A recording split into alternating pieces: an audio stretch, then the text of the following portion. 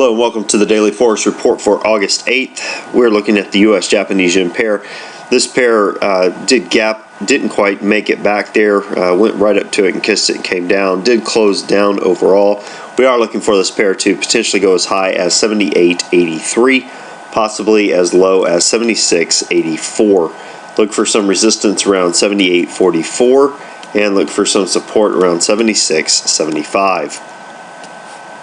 Now the Euro-USD pair, this pair moved to the downside, did fill that 136 pip gap. We were able to take advantage of that move by grabbing a little bit on the hour time frame. We are looking for it to potentially go as high as 145.02, possibly as low as 139.35. Look for some resistance around 14300 and look for some support around 140.50. Now the pound US dollar pair, this pair gapped up, did retrace that gap. We are looking for it to potentially go as high as 165.41, possibly as low as 161.58. Look for some resistance around 164.50 and look for some support around 162.50. Now the US Swiss, this pair moved to the downside. It did gap, didn't quite retrace that gap as of yet. We're still looking for that to occur. Look for this pair to potentially move higher and hit some resistance around 17700, possibly moving down and hitting support around 0.7450. Now as far as news announcements go, we do have the US releasing their FOMC announcement, rate decision tomorrow at 2:15. Consensus is they're going to hold rates at 0.25%. We also have at 7:50 p.m. Eastern Time the Bank of Japan releasing their published minutes for July board meeting. Consensus on that is none. It's just the minutes, basically what happened during that meeting. All the numbers have been published, so it shouldn't affect the market too much.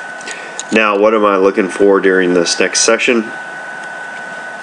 Well, I'm basically looking for, let's go back to the euro. Let me back out a little bit. You can see that this pair has been consolidating for a while. We have, if you take a look at a trend line here,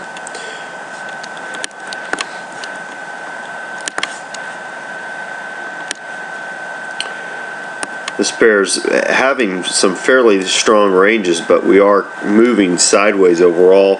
Potential breakout points a good ways from the market. I don't think we'll get there at 144.89, but a little bit closer. We do have roughly about 100 pips away, and we've been having over 200 pip ranges, so to think it'll drop down to this point is not that big of a deal, not that big of a drop. But looking to short around the 140.78 mark, and then looking to grab some profit 25 pips below that. Let me zoom in a little bit, take a better look at that.